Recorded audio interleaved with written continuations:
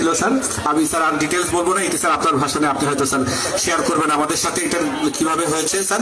তো আমরা স্যার আপনার কথা রাখতে পেরেছি স্যার। আমরা অতি দ্রুত সময়ের ভিতরে স্যার আমরা এই লাইটগুলো পৌরসভার পক্ষ থেকে স্থাপন করতে সক্ষম হয়েছি স্যার।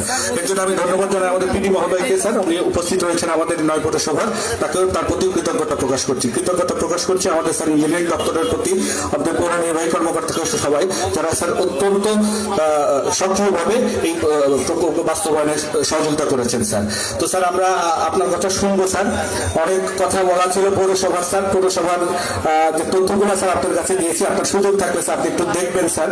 আসলে পৌরবাসীর যে সেবা প্রদান আমরা করছি স্যার, এটি স্যার নির্ভর করে স্যার পৌর হোল্ডিং ট্যাক্সের উপরে স্যার, বেসরকারি বিশেষ করে।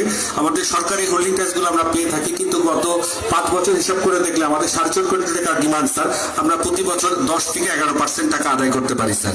যেটি স্যার আমাদের হয় কি স্যার, আমাদের যে হোল্ডিং ট্যাক্স গুলো আদায় করে আমাদের সবার বেতন ভাতা খাতেই চলে যায়, ডেভেলপমেন্ট কাজ যেভাবে করার কথা সেভাবে করতে পারি না স্যার।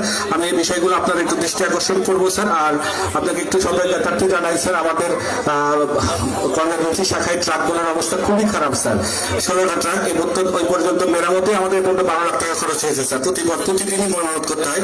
আপনি যদি স্যার একটু ডিও লেটার দেন স্যার, আমরা হয়তো ময়লার স্যার গার্বেজ ট্রাকগুলো পেতে পারি স্যার। আমি আশা করি স্যার আপনি আমাদের এই দাবিগুলো স্যার এটা সদয় বিবেচনা করবেন। তো পরিশেষে স্যার আবারও আপনাকে স্যার ধন্যবাদ জানাচ্ছি এবং কৃতজ্ঞতা প্রকাশ করছি স্যার, আপনি এত কষ্ট করে আমাদের মাঝে এসেছেন। সবাই ভালো থাকবেন, সবার সুস্বাস্থ্য কামনা করে আমার বক্তব্য এখানে শেষ করছি। আসসালাম।